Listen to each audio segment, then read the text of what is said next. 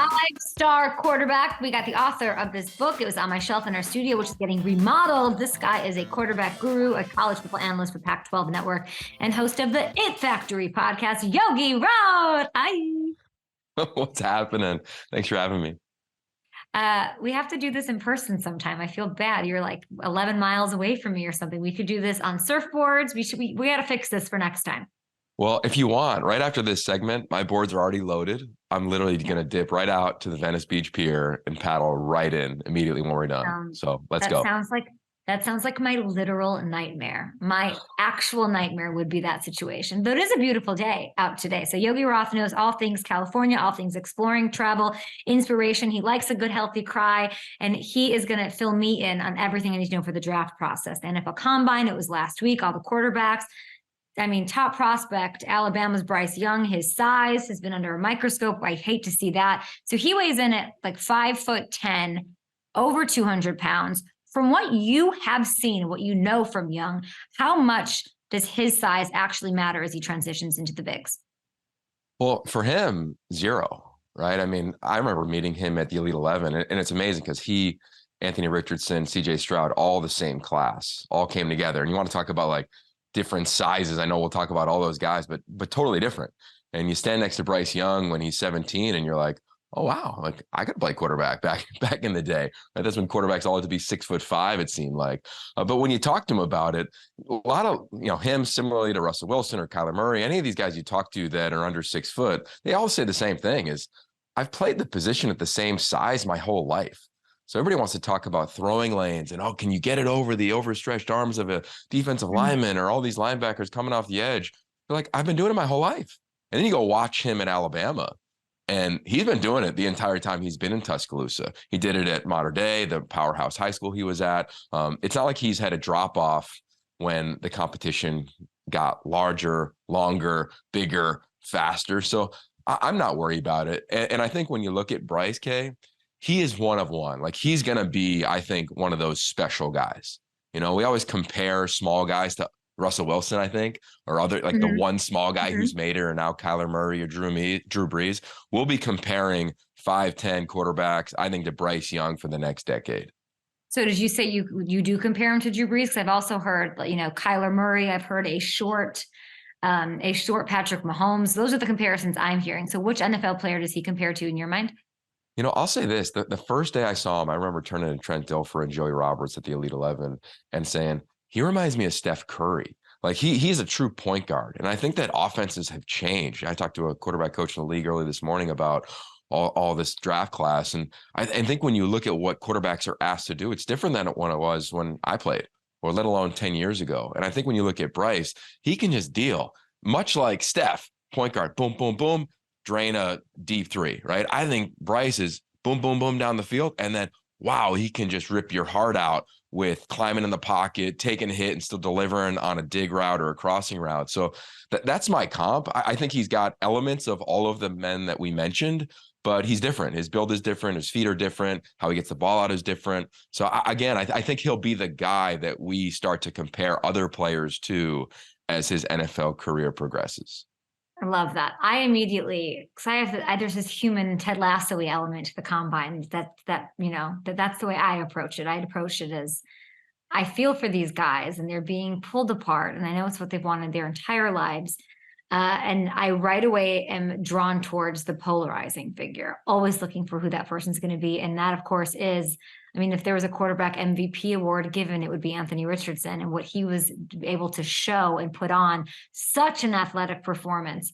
But he's the blue cheese. He's the cilantro of the combine draft process. You either love him or you don't. So where do you come out on Richardson? I'm a huge fan of who he is. I think there's a commonality among high performers, and it's that they've met adversity, welcomed it, and found a way to compete, to be optimistic through it. Right? Psychology would say at the core of resilience is optimism.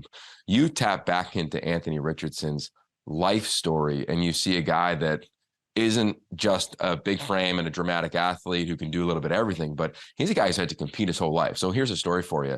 At Elite 11, we ask all the quarterbacks to write an essay prior to them coming to the finals about when they've met adversity.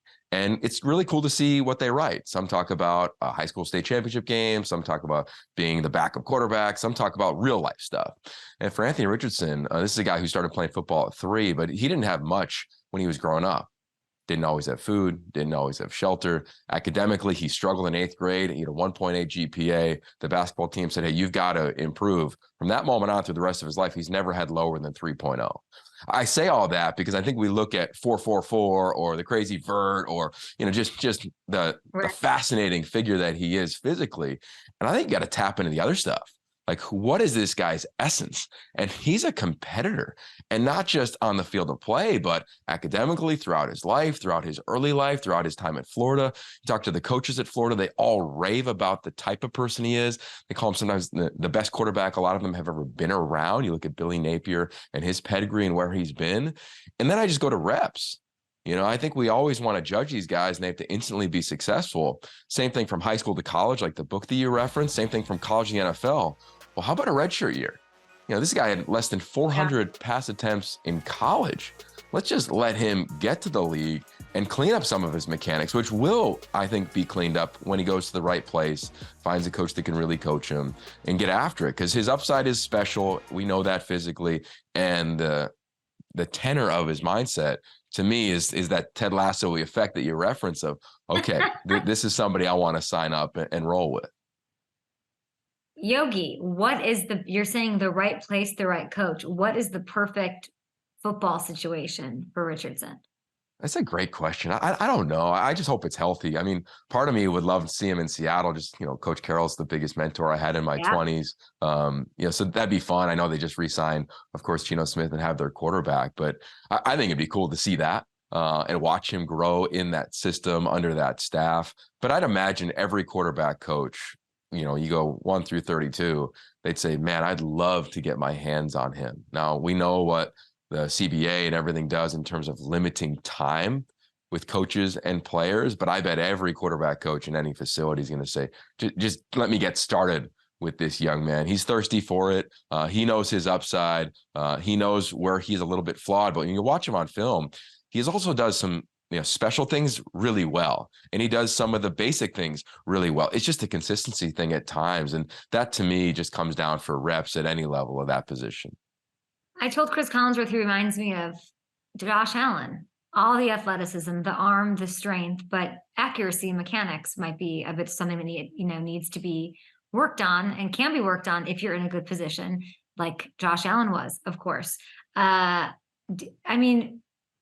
He's so fascinating. Like, I would take him if I was one of these teams. I'm trading up and taking him number 1 overall over Bryce Young because I'm swinging for potential.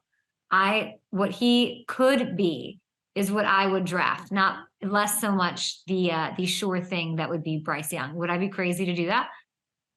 No, you wouldn't be crazy. You'd be K. You always swing for the fences. I figure that's like a vibe in your life. But I look at this and this is what I think happens at this position, on the minor scale in the college football world I live in, on the massive scale in the NFL world that you live in daily, is we take these, let's just say these 3 quarterbacks and CJ Stroud, Bryce Young, and Anthony Richardson, and we start to pick and prod. And who do we take? Who's a sure thing? Who can come in and play right now? Who needs to develop a little bit more? And I look at all 3 of them and I'm like, you're going to win. Like, these 3 guys, I believe, are going to be faces of franchises for a long time, pending the health. And we know the situation matters, right? I thought Sam Darnold will be that, and the Jets weren't necessarily dialed in when he went there, in my opinion. But I look at this class and these 3 guys, and CJ is going to lead you to wins, big wins, and he's going to be a pillar for the franchise. Bryce, same thing. Anthony, give him a year or so, to your point of developing in the Josh Allen comp. He's going to do the same thing. So I love all these guys. I think it just goes to fit what your quarterback room is like, where the contracts are situated, and how long you want to lean on certain guys, the job security, I'm sure, of the head coach in that specific franchise. But I'm a fan of them all. I don't know who I would pick. I'd have to go to and look at my team and where my strengths are and what we need probably right now before I'd have to make my. Well, it sounds like Bryce Young is a day 1 starter and Anthony Richardson may not be, is what I'm hearing and what I'm gathering. But I want to talk about another quarterback, this guy out of Kentucky, this Will Levis kid, who goes to the combine. He's like, I'm going to darn toot and show off my arm strength. And he certainly did. His velocity on his passes was clocked at 59 miles per hour, the third highest among combine quarterbacks since the year 2016. So having a cannon for an arm is amazing. What else does he bring to the table? Well, I'm excited to watch him and his draft prospectus just continue to grow. I've talked to some guys in the league, and there's a common theme when it comes to Will Levis. One, everybody falls in love with what you said. Everybody falls in love with the seriousness he has at the position, the grittiness he has of believing in his own self, right? The passion and perseverance. And Angela Duckworth, of course, defined years ago. I think when I look at him, the one thing he'll have to continue to show, and he will in his pro day and his workouts, is I call it the trajectory 2 throws, right? So there's the darts, there's the home run ball that you see right there. But in the NFL, I think the throws that continue to impress week in and week out are those ones where you can layer the ball, right? It's not a beeline, doesn't have a ton of arc, but it's kind of that up and down ball, up over the linebackers in front of the safeties. Can you get that ball out? Up in front of a corner who's squatting in front of a safety, in cover 2 coverage or whatever it may be.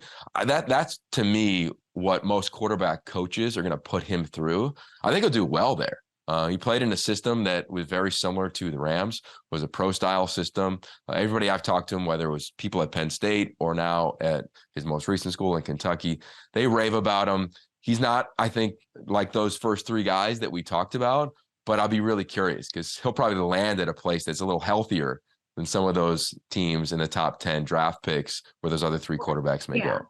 But this kid has to go in and talk to the team brass and the player personnel people about some of his red flags. And I have found at least 2. What do we make of this? The red flag of him putting mayonnaise, yes, mayo, into coffee and consuming it. Come on. Yeah, look, you and I are, I'd imagine, coffee latte connoisseurs. That I've never tried, so I can't take massive shots against it. But for somebody who loves Paris and who loves a European cappuccino, I can't imagine walking into a sweet cafe in one of those amazing cities that we love with Will Levis and allowing him to do that. I'd have to help him out a little bit. We have to help him out a little bit. I just think that's the biggest red flag I saw. There was another one with Will Levis, Mr. Velocity Cannon Arm. He eats bananas with the peel on. Yeah. I mean, look, I think if that's like Costa Rica, I'd probably get down with something like that. Or maybe if you grilled it or like did a little something, put some seasoning on it, you could try it. But I'd be curious what the next 12 hours are like. Like, what's the digestive system like with the peel of the banana? And look, I'm kind of a banana connoisseur. Like, our 2-year-old every morning wakes up and says, banana, banana. So like, I'm grabbing bananas every morning, but he's yet to go for the peel. I wouldn't recommend it, but I'd be curious for Will what the aftermath was like.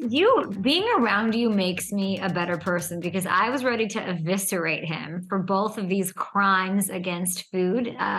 But you are so wonderful where you're like, I've never tried it. It's fine. And I will say, because you're so wonderful, you made me think about a time that Conrad, my producer, told me about eating kiwis with the skin on. And I made fun of him and said, that's disgusting. What do you do? And then I tried it and it's actually delicious and nutritious. So maybe if I want to throw 95 miles per hour, then I need to start changing up my dietary situation to his. Look, we both said stuff that was really nice. Elite 11 is about the coolest thing that exists. You've been with them for so long now. And you mentioned CJ Stroud. So let's get into it. He was an Elite 11 kid. That's why you talk about him. That's why he was the MVP back in 2019. Can you tell me about his growth from back then, being a quarterback in high school, to what he looks like and is now? Yeah, well, you look at his growth since he was a kid, right? It's been well documented, what he had to go through off the field. Father ended up going to prison. He had to figure out his life. I remember talking to him when he got his Elite 11 invite and tears are coming down his face. He was so happy. He told his mom, I made it. I mean, this was not a huge prospect. Teams all across the country were not all over him until he came to Dallas and competed against Bryce Young and the Anthony Richardsons and such at the Elite 11 finals. Then all of a sudden, phone just blew up. I look at him and he made a really good choice at an early age as a teenager. He said, look, I could be a statistic or I can compete to get through this and chase my dream and provide for my family. And he's done just that. I mean, he's a serious dude. He's been a counselor the last couple of years at the Elite 11. And then you watch him play, whether it's the Rose Bowl, the playoff games, or big games at Ohio State.